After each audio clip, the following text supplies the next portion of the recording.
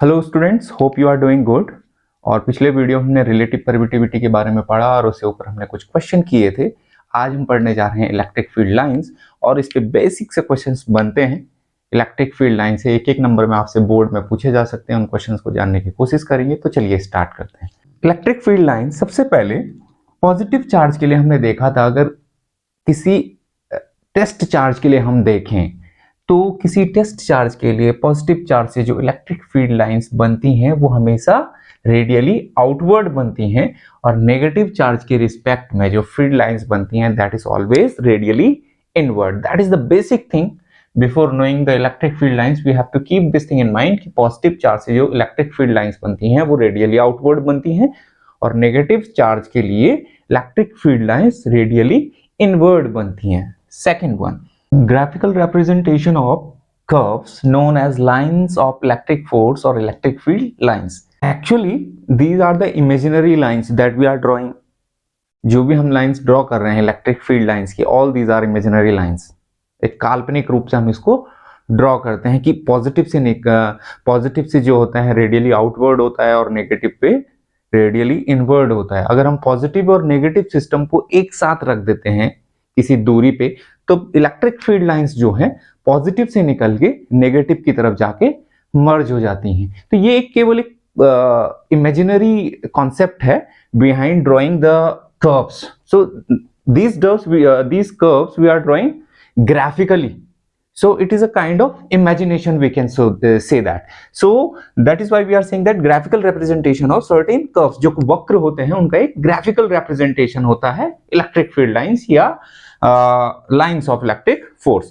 Is it fine? Third one, tangent to a line of force gives the direction of the resultant electric field. मान लीजिए आपकी जो electric field lines जो होती हैं वो कुछ इस प्रकार से जा रही हैं। तो इस पॉइंट पे अगर हम देखें, इस पॉइंट पे देखें या इस पॉइंट पे देखें या किसी और पॉइंट पे देखें, इन इलेक्ट्रिक ये जो लाइन ऑफ फोर्स हैं तो जो ये जो डायरेक्शन जो होगी ये हमें ई नेट की डायरेक्शन देगा। यहाँ पे हमें ई नेट की डायरेक्शन देगा। तो ये जो पॉइंट्स हैं these are the tangential points, these are the tangential points. और यही पॉइंट जो होते हैं हमें रिजल्टेंट जो इलेक्ट्रिक फील्ड होता है उसकी डायरेक्शन को डिनोट करवाते हैं। Is it fine? Now moving to the next one, electric field lines can never intersect each other. जैसे मैग्नेटिक फील्ड लाइंस भी एक दूसरे को इंटरसेक्ट नहीं करती हैं, उसी प्रकार से इलेक्ट्रिक फील्ड लाइंस भी एक दूसरे को कभी परस्पर काटती नहीं है। ऐसे नहीं होगा कि एक इलेक्ट्रिक फील्ड लाइन ऐसे गई और एक ऐसे गई। This is not possible, this is not possible. Fifth one, electric field lines are always perpendicular to the surface of charge. मान लीजिए ये हमारा एक सोर्स है, मान लीजिए ये हमारा सोर्स है। अब इस सोर्स से जितनी भी लाइनें आप देखेंगे किसी भी पर्टिकुलर पॉइंट पे, किसी भी पर्टिकुलर पॉइंट पे ये सारी लाइनें जो हैं सोर्स के साथ परपेंडिकुलर यानी 90 डिग्री का एंगल बना रही होंगी। तो यही पॉइंट फिफ्थ हमारा कह रहा है कि जो इलेक्ट्रिक फील्ड लाइंस होती हैं are always perpendicular to the surface of charge. Now moving to the next point, electric field is proportional to the lines per unit area. किसी एरिया में अगर फील्ड लाइंस जो हैं ज्यादा होंगी, मान लीजिए कि ये हमारा एक सोर्स है। अब इस सोर्स से जो है इस प्रकार से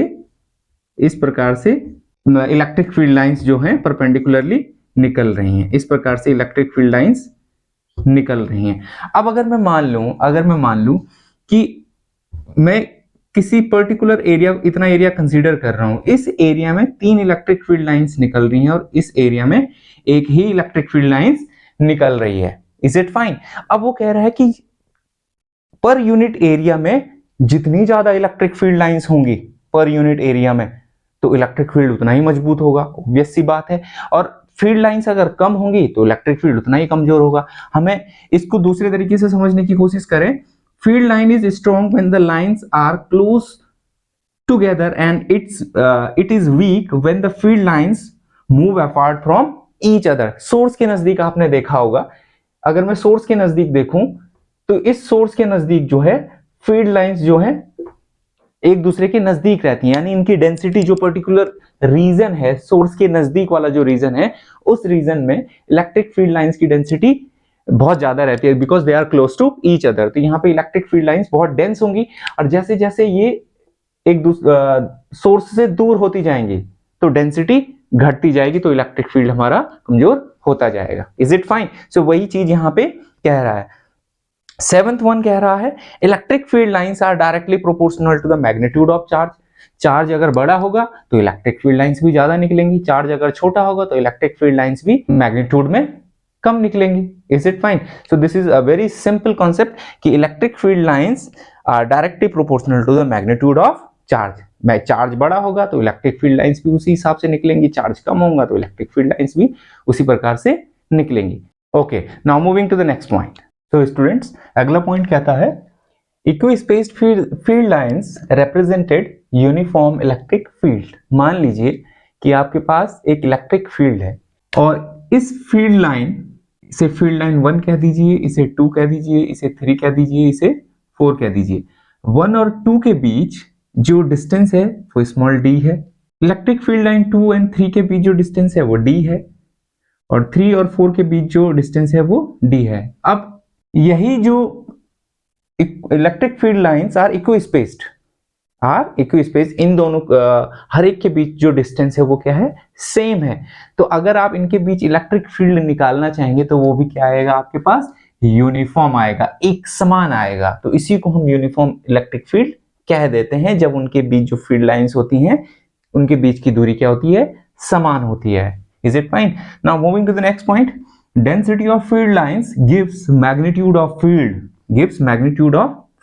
डेंसिटी ऑफ फील्ड लाइंस, जहां पे डेंसिटी ज्यादा होगी तो वहां पे इलेक्ट्रिक फील्ड ज्यादा होगा, जहां डेंसिटी कम होगी यानी कि घनत्व जहां पे कम होगा तो वहां पे इलेक्ट्रिक फील्ड कम होगा।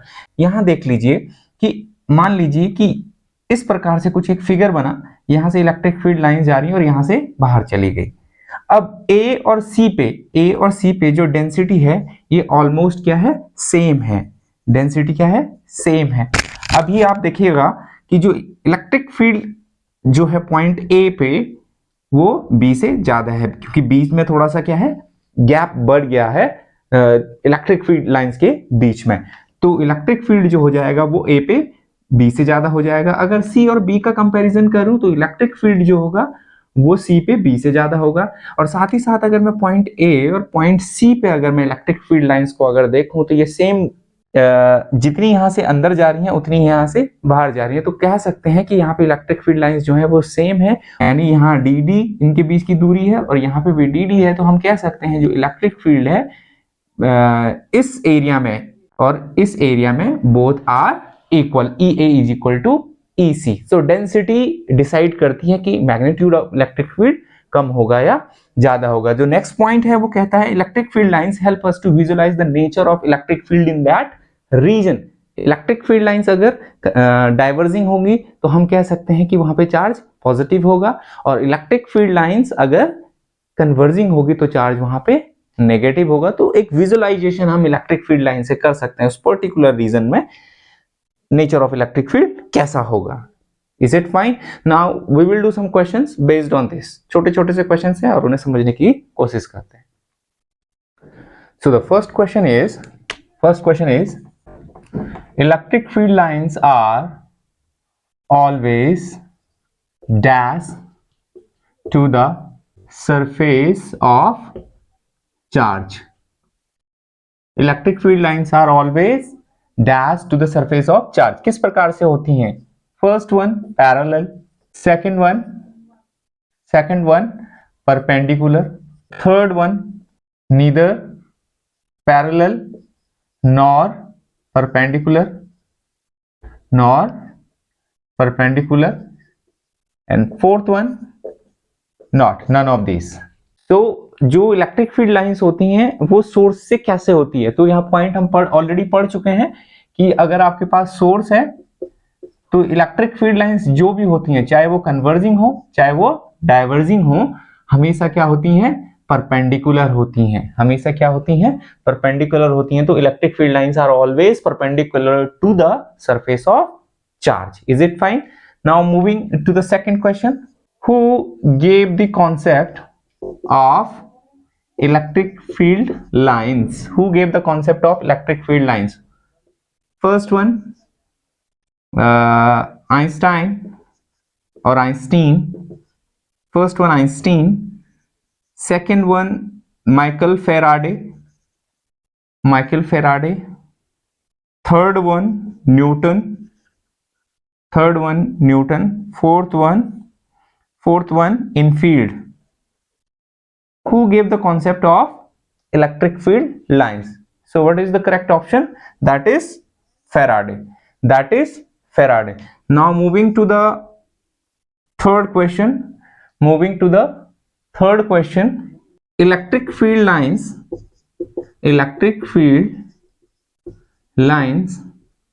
always converges at first positive charge, second negative charge, third none of these. Which will be the correct option?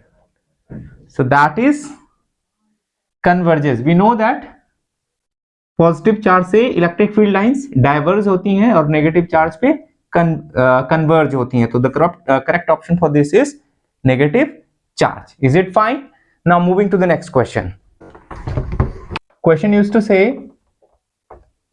Electric field lines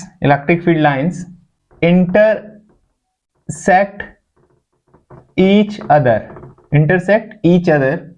First one always, second one never intersect each other, third one sometimes, fourth one none of these. Which is the correct option? Electric field lines intersect each other. The correct option is never intersect each other. हमने भी ये point हम already देख चुके हैं कि अगर एक इलेक्ट्रिक फील्ड लाइंस इधर जा रही है और एक इधर जा रही है तो किसी एक पॉइंट पे इंटरसेक्ट कभी नहीं करेंगे. This is an incorrect. Is it fine? They never used to intersect each other. Is it fine? Okay, now moving to the next question. Electric field is strong dash.